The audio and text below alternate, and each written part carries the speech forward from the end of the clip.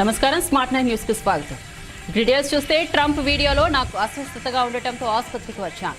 ఇప్పుడు కొంచెం బెటర్ గా ఉందని ట్రంప్ తెలిపారు. ప్రస్తుతం బాగానే ఉంది. వచ్చే ఈ కొన్ని రోజులే అసలైన పరీక్ష ఎలా ఉంటుందో ఊహించలేనంతగా ఉంది. త్వరలో కోలుకొని తిరిగి వస్తానని తన క్యాంపెయిన్ పూర్తి చేస్తానని ట్రంప్ తెలిపారు. I just left Walter Reed Medical Center and it's really something very special. The doctors, the nurses, the first responders, and I learned so much about coronavirus. And one thing that's for certain, don't let it dominate you. Don't be afraid of it. You're going to beat it. We have the best medical equipment. We have the best medicines, all developed recently. And you're going to beat it. We're going back to work. We're going to be out front. As your leader, I had to do that. I knew there's danger to it, but I had to do it. I stood out front. I led. Nobody that's a leader would not do what I did. And I know there's a risk, there's a danger, but that's okay.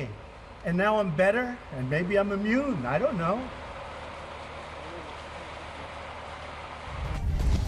Hathras కేసులో కొత్త twist. ఈ కేసులో నిందితులకు న్యాయం జరగాలంటూ వారికి మద్దతుగా అగ్రవర్ణాలకు చెందిన వారమని చెప్పుకుంటున్న కొందరు బాధితురాలి ఇంటి వద్ద నిరసనకు దిగారు.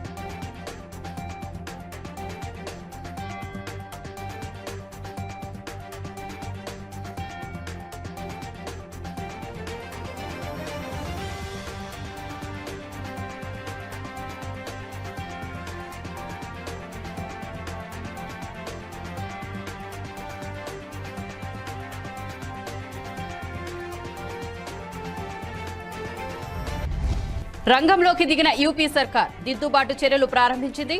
హత్రాస్ ఘటన విచారణను సీబీఐకు అప్పగించాలని ఉత్తరప్రదేశ్ సీఎం యోగి ఆదిత్యనాథ్ నిర్ణయించారు.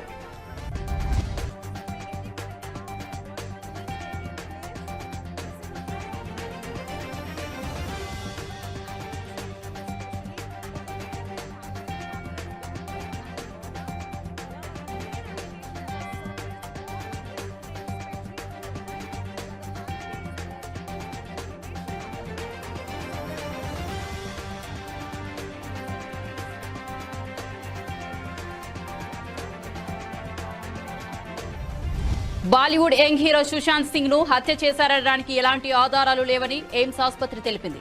సుశాంత్ ఆత్మహత్య చేసుకున్నాడని ఎయిమ్స్ ఫోరెన్సిక్ మెడిసిన్ డిపార్ట్మెంట్ స్పష్టం చేసింది. సుశాంత్ ఉరి వేసుకోవడం వల్లే చనిపోయాడు. అతడి శరీరంపై ఎలాంటి గాయాలు లేవని AIIMS medical board chairperson doctor Sudheer Gupta చెప్పారు.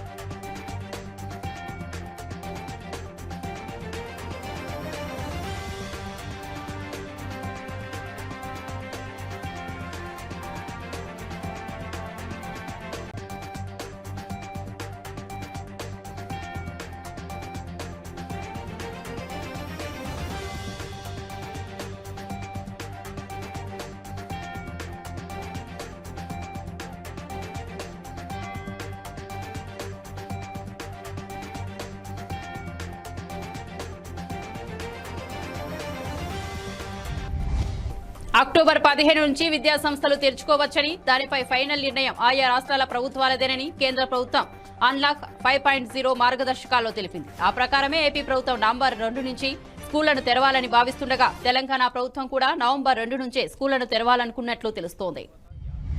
కారు అద్దాలు పగిలితే మాకేం సంబంధమని వైసీపీ ఎమ్మెల్యే జోగి రమేష్ ప్రశ్నించారు. నిజంగా ఘటన జరిగితే బాధ్యులపై చర్యలు తీసుకుంటారని చెప్పారు. ప్రభుత్వ స్థలాన్ని సబ్బంహరి ఆక్రమించుకున్నాడు. ప్రభుత్వ స్థలాన్ని ఆక్రమించుకున్న దానికి చర్యలు తీసుకుంటే తప్ప అని జోగి రమేష్ ఆశ్చర్యాన్ని వ్యక్తం చేశారు. మేము కూడా ఉన్నాం. ప్రతిపక్ష స్థానాన్ని కోల్పోయినా గాని ఎక్కడో కాస్తో కూస్తో మిగిలి ఉన్నాం, మాకు కూడా ఉనికి ఉంది అని చెప్పుకోవడం కోసం వీడియో కాన్ఫరెన్స్లు, జూమ్ యాప్లు, టెలికాన్ఫరెన్స్లు, పత్రికా విలేకరుల సమావేశాలు, వీటితో తప్ప అడ్రస్ లేని తెలుగుదేశం పార్టీ నిన్నగాక మొన్న 4 లక్షల మంది మన పిల్లలు వాలంటీర్స్ సచివాలయ వ్యవస్థ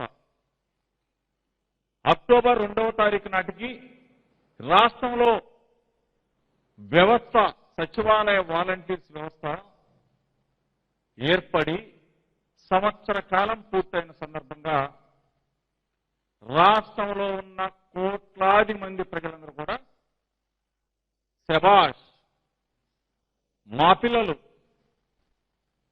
మా సొంత పిల్లలు ఎక్కడో ఉన్నా సరే జగన్మోహన్ రెడ్డి గారు నియమించిన ఆత్మబంధువులు, జగనన్న నియమించిన సైన్యం, జగనన్న మా కోసం ఏర్పాటు చేసిన వారియర్స్ 7 నెలలుగా కరోనా కష్టకాలంలో ఉన్నాం. ప్రపంచం మొత్తం వెలవెల్లాడుతూ ఉన్నాం. భారతదేశంలో ఉన్న అన్ని రాష్ట్రాలు కక్కావికలమైపోతా ఉన్నాం. ఆంధ్రప్రదేశ్ రాష్ట్రంలో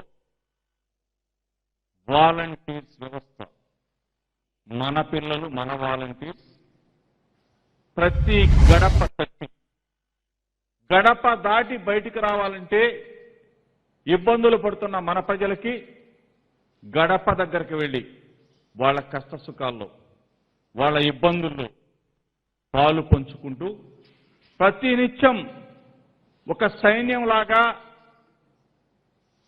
ప్రజలని కాపాడుకుంటున్న సచివాలయ ఉద్యోగులు, వాలంటీర్స్, పోలీస్, రెవెన్యూ, పారిశుద్ధ కార్మికులు, మరీ ముఖ్యంగా హెల్త్ సిబ్బంది తమ ప్రాణాలకి ఏమైనా అవుతుందో, ఏమైనా ఇబ్బంది వస్తుందో అని చెప్పేసి వాళ్ళ ప్రాణాలను కూడా లెక్క చేయకుండా ప్రజల ప్రాణాలని కాపాడు. అక్రమాలకు చంద్రబాబు అన్నయ్య అయితే సబ్బంహరి తమ్ముడని వైఎస్ఆర్సీపీ ఎమ్మెల్యే గుడివాడ అమర్నాథ్ ధ్వజమెత్తారు. సబ్బంహరిని పొలిటికల్ బ్రోకర్ గా ఆయన అభివర్ణించారు. ఆయన ఆదివారం మీడియా సమావేశంలో మాట్లాడుతూ 3 కోట్ల విలువైన భూమిని సబ్బంహరి కబ్జా చేశారని దుయ్యబట్టారు. ప్రభుత్వానికి సంబంధించినటువంటి ప్రభుత్వ భూమి, జీవీఎంసీకి సంబంధించినటువంటి భూమి దాదాపు 200 పైచిలుకు గజాలు, అంటే దాదాపు 2.5-3 కోట్ల రూపాయలు విలువ చేసేటువంటి భూమి ఆయన ఆధీనంలో ఉండడం, దాని మీద స్థానికంగా ఉన్నటువంటి ఆ కాలనీ వాసులు, ప్రాబ్లీ అది ఏపీఎస్సీబీ కాలనీ అని చెప్పి పిలిచేటువంటి ఆ కాలనీ వాసులందరూ కూడా దాని మీద ఒక కంప్లైంట్ ఇవ్వడం, ఇచ్చినటువంటి కంప్లైంట్ మీద ప్రభుత్వం సంబంధించినటువంటి అధికారులు విశాఖలో 1 సెంట్ భూమి కూడా కబ్జా కానివ్వం, ప్రభుత్వ భూములను అక్రమదారుల చేతుల్లోకి వెళ్లనివ్వమని చాలా సార్లు చెప్పాం. చంద్రబాబు అధికారంలో ఉండగానే విశాఖలో భారీ భూస్కామ్ జరిగింది. విశాఖలో భూస్కామ్లు జరిగాయని టీడీపీ నేతలే ఆరోపించారు. విశాఖలో ప్రభుత్వ భూములను కాపాడమని శాసనసభ్యులు అమర్నాథ్ పేర్కొన్నారు. వాళ్లు రాళ్లు వేసుకుని ఇలా చవకబారు కార్యక్రమాలు చేస్తున్నారని ఎమ్మెల్యే జోగి రమేష్ తెలిపారు. రథాలు తగలబెడతారు, విగ్రహాలు ధ్వంసం చేస్తారు. వీళ్లే ఆందోళనలు కూడా చేస్తారు. ఈ ఘటనలకు స్క్రీన్ ప్లే, దర్శకత్వం చంద్రబాబు. బాబు ఎన్ని కుట్రలు పన్నినా జగన్ ప్రభుత్వాన్ని ఏమీ చేయలేరు. ప్రతిపక్ష హోదా కూడా పోయే సమయం వచ్చింది అంటూ జోగి రమేష్ విమర్శలు అందుకున్నారు. నయవంచుకులు మన పిల్లల్ని చెప్పులతో కొడతారా? అసలు ఆ మాట మీరు ఎట్లా ఉన్నారు? ఆల్రెడీ మీకు 15-16 నెలల క్రితమే మిమ్మల్ని చెప్పులతో, ఓటు అనే ఆయుధంతో చెప్పుతో కొట్టినట్టు కొట్టారు మిమ్మల్ని ప్రజలు, ఈ రాష్ట్ర ప్రజలు. అయినా కానీ మీకు సిగ్గు లేకుండా ఈ రోజున మన వాలంటీర్స్ని కొట్టమంటే అసలు వాళ్ళ ప్రాణాలను లెక్క చేయకుండా ప్రతి గడపను పెట్టి ప్రతి ఒక్కరిని కూడా పలకరించి 7 నెలలుగా వాళ్ళు చేస్తున్న శ్రమకి మనం అందరం కూడా అభినందనలు. అందరూ కూడా కోట్లాది మంది రోడ్ల మీదకి వచ్చి మా పిల్లల్లాగా, మా పిల్లల కన్నా, మా పిల్లలు ఎక్కడ ఊళ్ళలో ఉంటారు, మమ్మల్ని గురించి పట్టించుకోరా. కానీ జగనన్న నియమించిన సైన్యం, జగనన్న ఆత్మ బంధువులు మా గడప దగ్గరకు వచ్చారు అని చెప్పేసి వాళ్ళంతటికి వాళ్ళు వచ్చేసి అభినందనలు చెప్పి చప్పట్లు కొడితే ఇటువంటి దుర్మార్గులు మాట్లాడే భాష రాష్ట్ర ప్రజలందరూ కూడా తెలుసుకోవాలి. ఎవరోనంట, ఎక్కడోనంట, ఒకటో ఇద్దరు పొరపాటు చేశానంట వాలంటీర్ వ్యవస్థని. ఏ రోజైనా నారా చంద్రబాబు నాయుడు గారు, తెలుగుదేశం పార్టీ యావత్తును ప్రశ్నిస్తున్నామని ఇన్ని కోట్ల సంక్షేమ అభివృద్ధి ఫలాలు ఇచ్చామే, ఇన్ని వేల కోట్ల రూపాయలు సరాసరి నేరుగా chief minister to common man, CM to CM. Chief minister button నొక్కితే కామన్ మ్యాన్ బ్యాంక్ అకౌంట్లోకి వెళ్ళిందే. ఏ రోజైనా పార్టీ కానీ, కులం కానీ, మతం కానీ చూసామయ్యా? ఏ రోజైనా వాలంటీర్స్ వచ్చి మీ ఏ పార్టీ అని కానీ, మీరు ఏ కులం అని కానీ, మీరు ఏ మతం అని కానీ ఎవరినైనా కానీ ప్రశ్నించారయ్యా? ఇన్ని కోట్ల అభివృద్ధి సంక్షేమ ఫలాలు నేరుగా ప్రజల వద్దకు చేరవేస్తున్న ఈ వ్యవస్థని అభినందించవలసింది పోయి, చప్పట్లు కొట్టవలసింది పోయి, ఈ నారా చంద్రబాబు నాయుడు లాంటి దుర్మార్గులందరూ కూడా. తమన్నాకు కరోనా, హై ఫీవర్ తో బాధపడుతున్న మిల్కీ బ్యూటీ ఇటీవల హైదరాబాద్ లోని ఓ ప్రైవేట్ ఆసుపత్రిలో చేరారు. ఆ సమయంలో నిర్వహించిన పరీక్షల్లో కరోనా సోకినట్లు తేలింది. రాజస్థాన్ రాయల్స్ ఆటగాడు రాహుల్ తేవేటియాకు రాహుల్ ఛాలెంజర్స్ బెంగళూరు కెప్టెన్ విరాట్ కోహ్లీ అరుదైన కానుక ఇచ్చాడు. తేవేటియాకు తన జెర్సీని అందజేశాడు. జెర్సీ వెనకాల డియర్ రాహుల్, బెస్ట్ విషెస్ అని రాసి ఆటోగ్రాఫ్ ఇచ్చాడు. ఉత్తరప్రదేశ్ లో దళిత మహిళపై జరిగిన హత్య కేసుపై సీబీఐ విచారణ పారదర్శకంగా నిర్వహించాలని సిపిఐ రాష్ట్ర సహాయ కార్యదర్శి జేవి సత్యనారాయణమూర్తి డిమాండ్ చేశారు. జీవీఎంసీ ఎదురుగా ఉన్న గాంధీ పార్క్ వద్ద సిపిఐ నగర శాఖ ఆధ్వర్యంలో నిరసన కార్యక్రమం చేపట్టారు. ఉత్తరప్రదేశ్ ముఖ్యమంత్రి యోగి ఆదిత్యనాథ్ తో బర్తరఫ్ చేయాలని డిమాండ్ చేశారు. అత్యాచార దుండగులను కఠినంగా శిక్షించాలని కోరారు.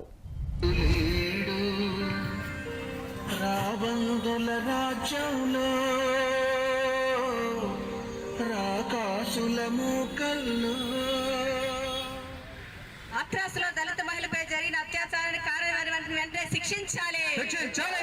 కారణమైనటువంటి కఠినంగా శిక్షించాలి.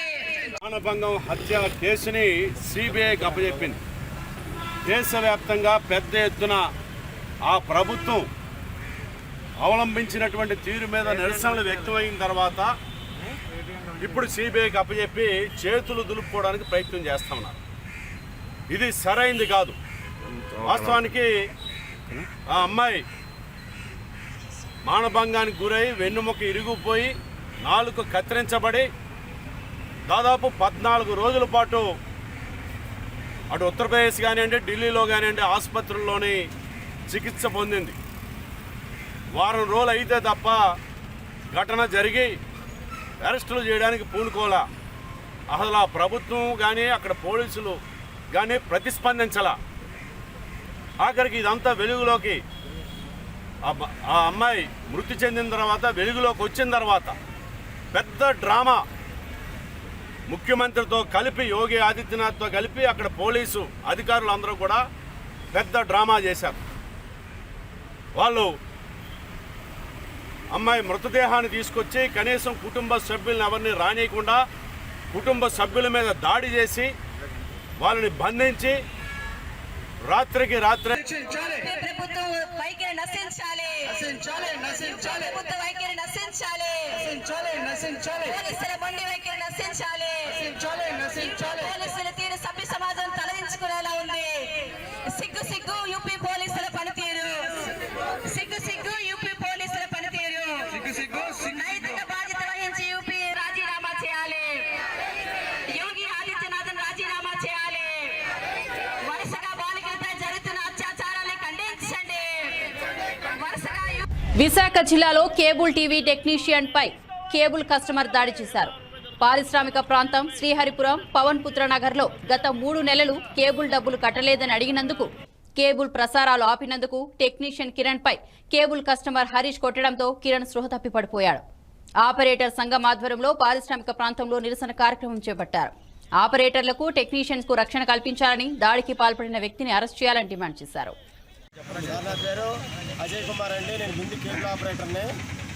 ఫిబ్రవరి నుండి గత 30 సంవత్సరాల నుంచి మేము కేబుల్ టీవీ ఫీల్డ్లో ఉండి ప్రజలకు సేవలు అందిస్తున్నాము. ఫిబ్రవరి నుండి కరోనా లాక్డౌన్లో కూడా ఎండనక వారనక ఆరోగ్యాన్ని కూడా ఎదిరించి మేము మా దగ్గర పనిచేస్తున్న కుర్రోళ్ళు టెక్నీషియన్స్ అందరూ ఏకదాటిగా కస్టమర్స్కి అందరికీ సర్వీస్ ఇచ్చాము. ఎటువంటి అంతరాయాలు లేకుండా ఇలా ఎంత కష్టపడి మేము సర్వీస్ ఇచ్చిన ప్రభుత్వం సైడ్ నుంచి కానీ ఇటు కస్టమర్ దగ్గరికి ఎటువంటి కోఆపరేషన్ లేదు సరికదా. మేము నెలసరి రుసుము అడగడానికి వెళ్తే మా మీద తిరుగుబాటు చేసి మమ్మల్ని మా కుర్రోళ్ళని కొట్టడాలు అవి జరుగుతున్నాయి. ఈరోజు మా దగ్గర పనిచేసే ఒక టెక్నీషియన్ ఆరోగ్య పరిస్థితి బాగలేదు. చేత ఏంటంటే దీని మీద ప్రభుత్వం వారు కానీ డిపార్ట్మెంట్ వారు కానీ సరైన యాక్షన్ తీసుకొని మా కేబుల్ ఆపరేటర్కి రక్షణ కల్పిస్తారని మా కేబుల్ ఆపరేటర్ అసోసియేషన్ తరఫున మేము మనస్ఫూర్తిగా కోరుకుంటున్నాం సార్. టెక్నీషియన్స్ మాట ఎండనక వానక రాత్రి పగలనక జనాలకి సర్వీస్ ఇస్తే ఈ జనాలు ఏం చేశారంటే ఒక కుర్రాడు ఆర్కాయ కుర్రాడు అలాగే అందరికీ చెప్పలేము బిల్లు కట్టలేదని కొట్టడం అనేది ఎంత అది కరెక్ట్ కాదు. 3 నెలల నుంచి బిల్లు కట్టకపోతే వెళ్ళి అడిగితే ఇవాళ కన్ను పోయింది ఆ కుర్రాడికి, అంటే ఇంచుమించు జీవితమే పోయింది.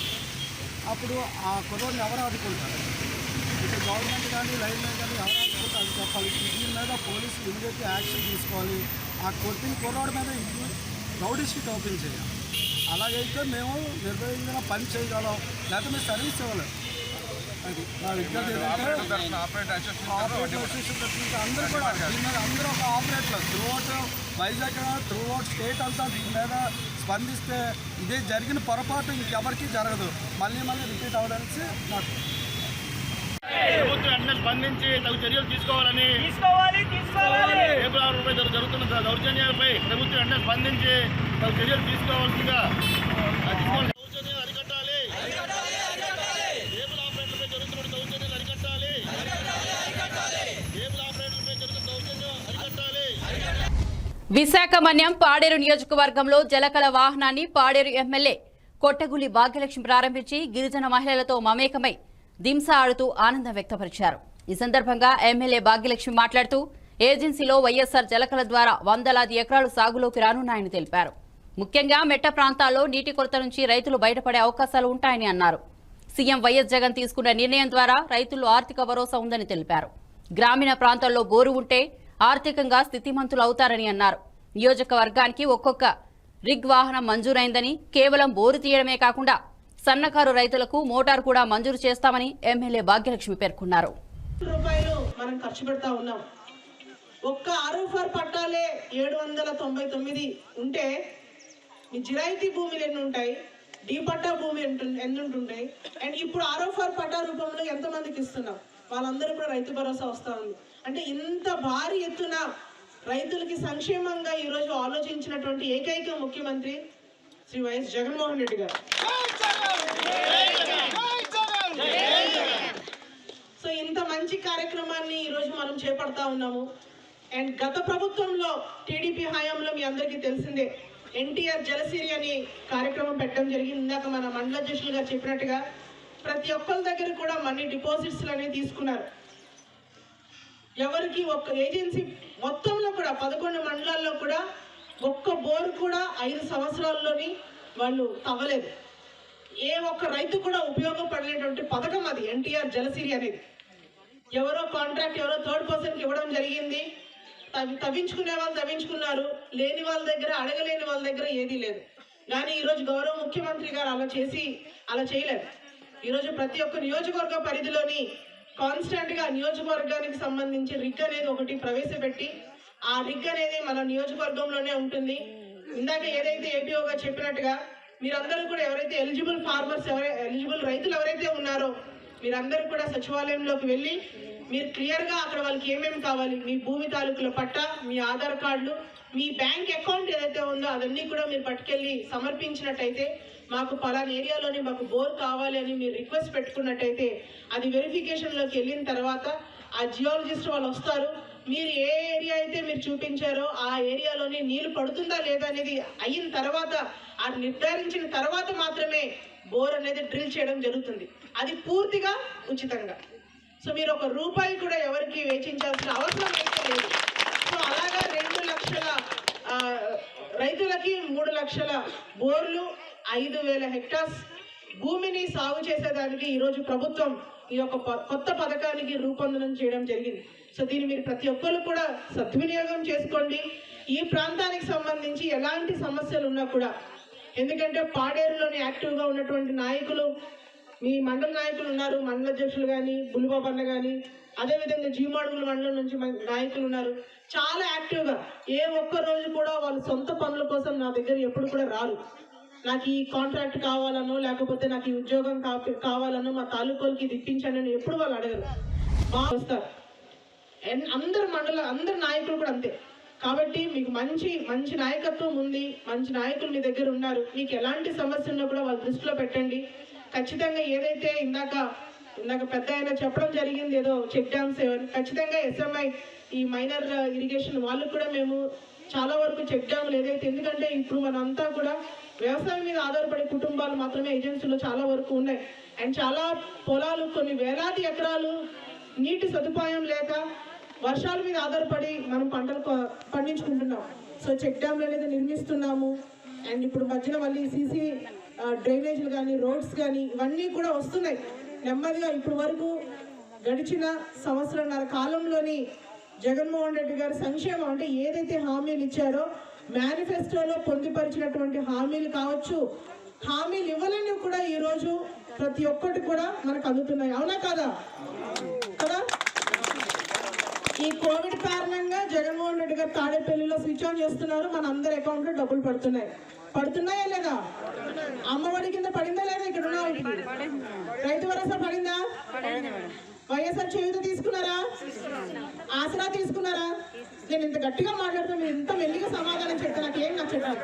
మీకు మాట్లాడే మాటలు విని నేను బోర్ కొట్టినట్టు. సో ఇన్ని పథకాలు, ఎందుకంటే ఆయన అక్కడ స్విచ్ చేస్తూ ఉన్నారు, ఇక్కడ మన అకౌంట్లో పడిపోతున్నాయి. అంటే ఏ ఒక్క కార్యక్రమాన్ని కూడా మాకు మేము ఎంత నాయకులుగా ఎంత అసంతృప్తితో ఉన్నామంటే, ఇన్ని మంచి కార్యక్రమాలు చేస్తున్నారు జగన్మోహన్ రెడ్డి గారు. ఏ ఒక్క కార్యక్రమాన్ని కూడా మేము భారీ ఎత్తున చేసుకొని పబ్లిసిటీ చేసుకోలేని పరిస్థితుల్లో ఈరోజు కోవిడ్ కారణంగా మేమందరం కూడా గాజువాక నియోజకవర్గం 72వ వార్డ్ బీజేపీ కార్పొరేటర్ అభ్యర్థి సిరిసపల్లి నూకరాజు ఆర్థిక సహాయంతో Gajuwaka BJP convener doctor Karanamreddy Narasimharao ముఖ్య అతిథిగా పాల్గొని అఫిషియల్ కాలనీ సండ్రానువానిపాలెంలో శానిటైజేషన్ పిచికారీ చేయించారు. ఈ సందర్భంగా కేఎన్ఆర్ మాట్లాడుతూ కాలనీ కమిటీ కరోనా ప్రబలకుండా తగిన చర్యలు తీసుకోవాలని కోరగా అందుకు వెంటనే స్పందించి సిరిసపల్లి నూకరాజు సొంత నిధులతో ఈ కార్యక్రమం చేపట్టారని తెలిపారు. కరోనా కష్టకాలంలో విశేష సేవలందిస్తున్న పారిశుద్ధ్య కార్మికులకు, డాక్టర్లకు, ఆశా వర్కర్లకు సన్మానించి మోదీ కిట్లు, మాస్కులు, శానిటైజర్లు అందించామని తెలిపారు. నూకరాజు మాట్లాడుతూ ప్రధాని మంత్రి మోదీ పిలుపు మేరకు కరోనా సమయంలో ప్రతి పోలింగ్ బూత్ స్థాయిలో నాయకులు, కార్యకర్తలు పలు సేవా కార్యక్రమాలు చేపట్టామని అన్నారు. ఈ కార్యక్రమంలో కమిటీ సభ్యులు వీరయ్యరెడ్డి, మేడిశెట్టి, జగదీష్, వెంకట్రావు తదితరులు పాల్గొన్నారు. మన భారత ప్రధాని శ్రీ నరేంద్ర మోడీ గారు ఆదేశించిన పిలుపు మేరకు నిరంతరం జనాల్లో ఉండాలి. అంటే జాతీయ స్థాయి, రాష్ట్ర స్థాయి కాకుండా ఒక నియోజకవర్గ స్థాయి, వార్డు స్థాయి, పోలింగ్ బూత్ స్థాయి, అలాగే గ్రౌండ్ లెవెల్లో సర్వసాధారణమైన ఒక గ్రౌండ్ లెవెల్లో కూడా బీజేపీ కార్యకర్త తాలూకు పనికి తాలూకు ప్రభావం కనిపించాలి. తద్వారా భారతీయ జనతా పార్టీ గొప్పతనం కూడా అందరికీ తెలియాలనే ఉద్దేశంతో గత లాక్డౌన్ ముందు నుంచి కూడా మేము అనేక సేవా కార్యక్రమాలు ఈ 72 డివిజన్లో మేము చేస్తూ రావడం జరుగుతుంది. మిత్రులందరూ పేపర్లో కూడా చూసే ఉంటారు. అదేవిధంగా ఈ వార్డుకి ముఖ్యంగా మన వీరయ్య గారు, పూర్వ అధ్యక్షులు మోహన్ రావు గారు, పూర్వ అధ్యక్షులు మహాలక్ష్మి నాయుడు గారు, ప్రస్తుత అధ్యక్షులు మోహన్ రావు గారు, అలాగా మన మేడిశెట్టి మహాలక్ష్మి నాయుడు, జగన్నాథం, ఇలాగా పార్టీ రాష్ట్ర ఎగ్జిక్యూటివ్ మెంబర్ మరియు 72వ వార్డు జనసేన బలపరిచిన బీజేపీ కార్పొరేటర్ అభ్యర్థి గౌరవనీయులు పెద్దలు శ్రీ సిరసపల్లి నూకరాజు గారి ఆర్థిక సహాయంతో ఈరోజు 72వ వార్డులో అఫీషియల్ కాలనీలో ఉన్నటువంటి పెద్దలు మహాలక్ష్మి నాయుడు గారు, రాఘవయ్య గారు, సత్యనారాయణ గారు, మిగతా పెద్దలందరి సమక్షంలో మోహన్ రావు గారు, కమిటీ సభ్యులు వీరయ్య గారు, కమిటీ సభ్యులు అందరి సహాయ సహకారంతో వాళ్ళు కూడా ఇక్కడ సమస్యను ఆయన దృష్టి తీసుకురావడం జరిగింది. చిత్తూరు జిల్లా బాక్రాపేట అటవీ ప్రాంతంలో టాస్క్ ఫోర్స్ పోలీసులు చేపట్టిన కూంబింగ్లో అర్ధరాత్రి సమయంలో స్మగ్లర్ల ముఠా తారసపడ్డారు. వారిని పోలీసులు పట్టుకునే ప్రయత్నం చేయగా స్మగ్లర్లు దుంగలు పడేసి పారిపోయారు. డీఎస్పీ వెంకటయ్య ఆదేశాల మేరకు ఆర్ఎస్ఐలు వాసు, లింగాధర్, అటవీ సిబ్బంది, పివి నరసింహారావు, జానీ భాషాలు దాదాపు 30 మంది సిబ్బందితో బాక్రాపేట అడవుల్లో కూంబింగ్ చేపట్టారు. వీరు సుబ్బరామపురం గ్రామం అటవీ ప్రాంతంలోని నుంచి సవర్ణ భూమి వాగిలిగుట్ట మీదుగా బొమ్మాజీ కోన నుంచి బాక్రాపేట వైపు కూంబింగ్ చేపట్టారు. అక్కడి నుంచి భీమవరం వైపు వస్తుండగా కొంతమంది నడిచి వెళ్లిన పాదముద్రలు కనిపించాయి. వాటిని అనుసరిస్తూ వెళ్లగా కొంతమంది తమిళ స్మగ్లర్లు ఎర్రచందనం దుంగలను మోసుకుని వెళ్తూ కనిపించారు. టాస్క్ ఫోర్స్ బృందాన్ని చూడగానే తమిళంలో అరుచుకుంటూ దుంగలు పడేసి చీకట్లో కలిసిపోయారు. దుంగలు 27 ఉన్నాయి. సమాచారం అందుకున్న డీఎస్పీ వెంకటయ్య అక్కడికి చేరుకున్నారు. ఆయన మాట్లాడుతూ ఆ అడవుల్లో స్మగ్లర్లు వచ్చినట్లు తమకు సమాచారం అందిందని, దీంతో కూంబింగ్ చేపట్టామని అన్నారు. లభించిన ఎర్రచందనం 1 టన్ను బరువు ఉంటుందని, దీని విలువ 40 లక్షల రూపాయలకు పైగా ఉంటుందని తెలిపారు. అడవుల్లో జరుగుతూ ఉంది. అనేకమైన కేసులు మేము red sand task force Tirupati భాగము మరియు బాక్రాపేట ఫారెస్ట్ వాళ్ళకు నిందితులతో పాటు అంటే తమిళ కూలీలతో పాటు దుంగలు పట్టుకోవడం జరిగింది. అయితే మాకు వచ్చిన ఇన్ఫర్మేషన్ ప్రకారము తమిళ కూలీలు ఎక్కువ వచ్చినారని తెలిసింది. ఈరోజు మేము మా సిబ్బంది డిస్కస్ చేసుకొని నిన్నటి దినము ఈరోజు మార్నింగ్ 2 ఆర్ఎస్ఐలతో సుమారు 20 మంది పైన మా పోలీస్ సిబ్బంది వెపన్స్తో తలకోనకు పంపించడం జరిగింది. ఉత్తరాంధ్ర రాజకీయ దిగ్గజం దివంగత ద్రోణంరాజు సత్యనారాయణ వారసుడిగా రాజకీయాల్లోకి వచ్చిన శ్రీనివాస్ 2 సార్లు ఎమ్మెల్యేగా పనిచేశారు. వైఎస్ఆర్ కాంగ్రెస్ పార్టీ విశాఖ దక్షిణ నియోజకవర్గ సమన్వయకర్తగా వ్యవహరిస్తున్న ఆయన గత నెల వరకు విఎంఆర్డీఏ చైర్మన్ గా పనిచేశారు. నిష్కలంక నాయకుడిగా, అవినీతి మరకలేని నేతగా పేరు సంపాదించారు. ప్రభుత్వ కార్యక్రమాల్లో చురుగ్గా పాల్గొన్న శ్రీనివాస్ కు ఆగస్టు 29న కోవిడ్ పాజిటివ్ రావడంతో 4 రోజులు హోం ఐసోలేషన్లో చికిత్స పొందారు. తరువాత నగరంలోని ఓ ప్రైవేట్ ఆసుపత్రిలో చేరారు. ఆసుపత్రిలో చికిత్సతో కరోనా నెగిటివ్ వచ్చినప్పటికీ ఊపిరితిత్తులకు ఇన్ఫెక్షన్ సోకడంతో ఆరోగ్యం క్షీణించడంతో కన్నుమూశారు. వైసీపీ నాయకులు, అభిమానులు ఎక్కడికెక్కడ ద్రోణంరాజు శ్రీనివాస్ కి ఘనంగా నివాళులర్పిస్తున్నారు. ఇవి బులెటిన్ అప్డేట్స్. చూస్తూనే ఉండండి స్మార్ట్ 9 టీవీ న్యూస్.